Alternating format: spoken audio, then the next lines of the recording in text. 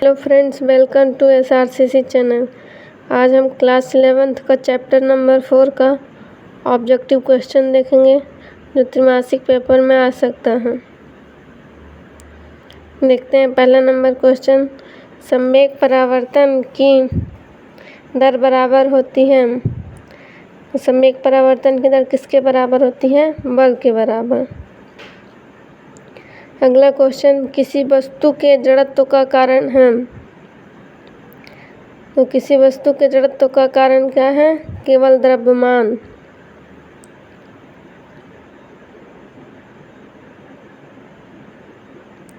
अगला क्वेश्चन है, रॉकेट नोदन आधारित है। तो रॉकेट नोदन संवेग संरक्षण पर आधारित है। अगला क्वेश्चन है, लिफ्ट के अचानक टूटकर नीचे की ओर जाने पर उसमें खड़ा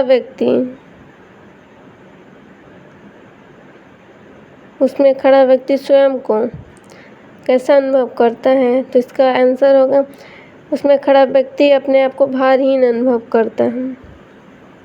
तो लिफ्ट के अचानक टूटने पर नीचे की ओर जाने पर उसमें खड़ा व्यक्ति क्या अनुभव करता है? भारहीन अनुभव करता है। अगला प्रश्न है, रिक्त स्थान। किसी वस्तु का ... उसके जड़त्व की माप है। तो किसी वस्तु का ... उसके जड़त्व की माप है, मतलब द्रव्यमान उसके जड़त्व की माप है। अगला क्वेश्चन, प्रकृति में बल ... में होते हैं। तो प्रकृति में बल कैसे होते हैं? युग्मों के रूप में होते हैं। अगला क्वेश्चन है, यदि किसी निकाय पर कोई बाह्य बल न लगाया जाए तो उसका ...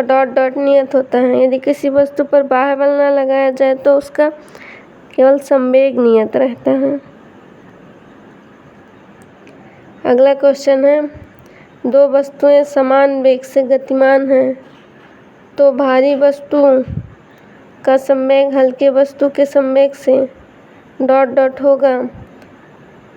तो क्या होगा? अधिक होगा।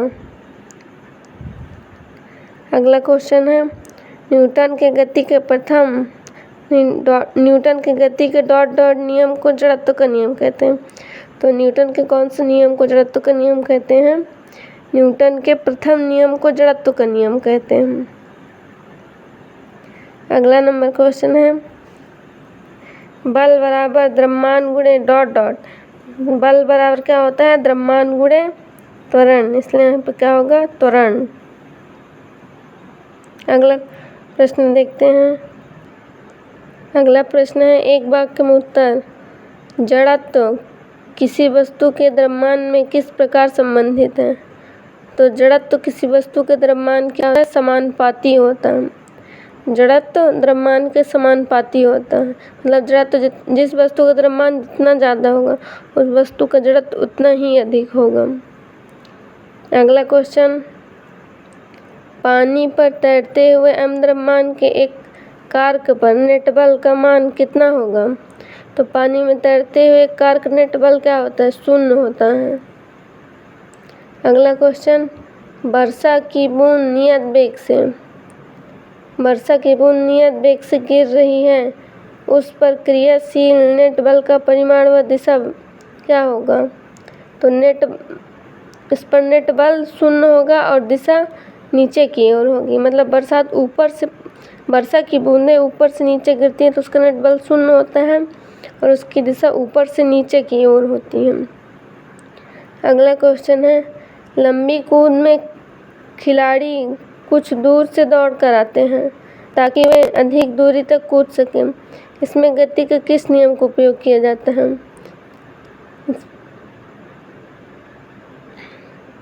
इसका आंसर क्या होगा? संवेग संरक्षण के नियम का उपयोग होता है इसमें।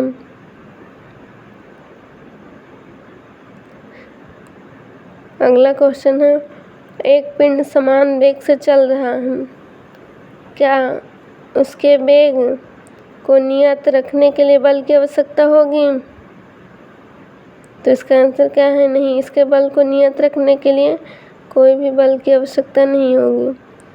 अगला क्वेश्चन क्या है, समतल सड़क पर वृत्तीय गति के आवश्यक अभिकेंद्री बल कौन प्रदान करता है? तो कौन प्रदान करता है? इसका आंसर होगा घर्षण बल। Thank you.